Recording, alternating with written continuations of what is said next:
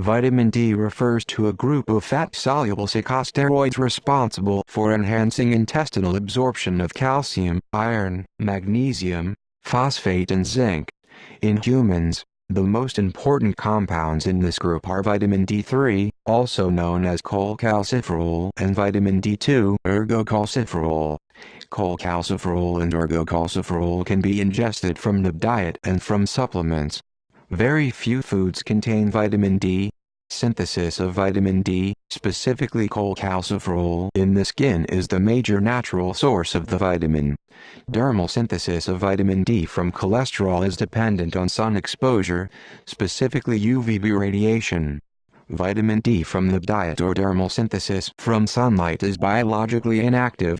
Activation requires enzymatic conversion, hydroxylation, in the liver and kidney.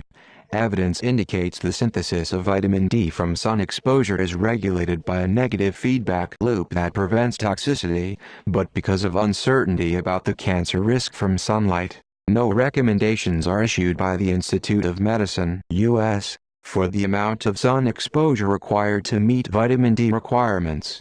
Accordingly, the dietary reference intake for vitamin D assumes no synthesis occurs and all of a person's vitamin D is from food intake, although that will rarely occur in practice. As vitamin D is synthesized in adequate amounts by most mammals exposed to sunlight, it is not strictly a vitamin, and may be considered a hormone as its synthesis and activity occur in different locations. Vitamin D has a significant role in calcium homeostasis and metabolism. Its discovery was due to effort to find the dietary substance lacking in rickets, the childhood form of osteomalacia. Beyond its use to prevent osteomalacia or rickets, the evidence for other health effects of vitamin D supplementation in the general population is inconsistent. The best evidence of benefit is for bone health.